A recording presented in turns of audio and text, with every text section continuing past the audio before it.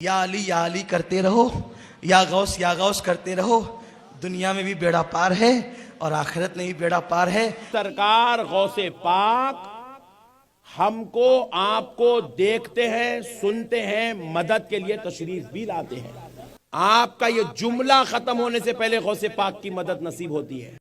جب شرک کو بولنے کے لیے اس کو خوف نہیں ہے تو توحید کو بولنے میں ہمیں خوف کیوں جی؟ وَكَيْفَ أَخَافُ مَا أَشْرَكْتُمْ وَلَا تَخَافُونَ أَنَّكُمْ أَشْرَكْتُمْ بِاللَّهِ مَا لَمْ يُنَزِّلْ بِهِ سُلْطَانًا فَأَيُّ الْفَرِيقَيْنِ أَحَقُّ بِالْأَمْنِ إِن كُنتُمْ تَعْلَمُونَ۔ حضرت ابراہیم علیہ السلام اپنی قوم کو دیکھتے ہوئے کہا، جو اللہ نے اتارا ہے سورہ مائدہ کے اندر، جب انہوں نے قوم کو کہا وَكَيْفَ أَخَافُ مَا أَشْرَكْتُمْ وَلَا تَخَافُونَ أَنَّكُمْ أَشْرَكْتُمْ بِاللَّهِ، میں کیوں ڈروں؟ تم اللہ سے شرک کرتے ہوئے نہیں ڈرتے تو میں اللہ کی توحید بیان کرتے ہوئے ڈروں؟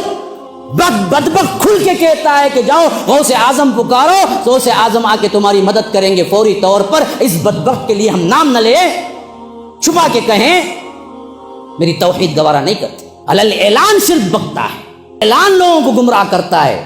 ہمارے لوگ بولتے ہیں نہیں بھائی حکمت سے کام لے، حکمت سے کہتے ہیں کیا کی حکمت جی؟ یہ حکمت ہے؟ یہ حکمت نہیں ہے، بزدلی ہے۔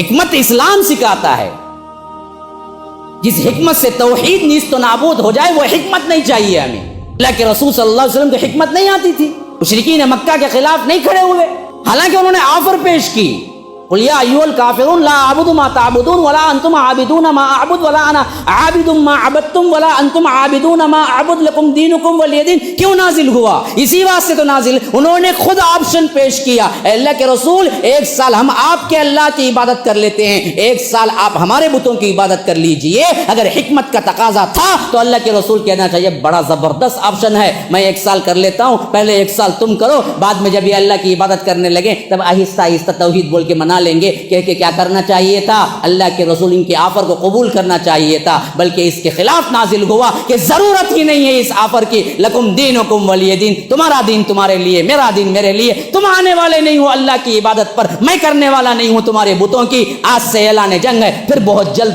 بدر کا معرکہ پیش آ جائے۔ یہ ایڈجسٹمنٹ توحید پہ نہیں ہوتی میرے بھائی۔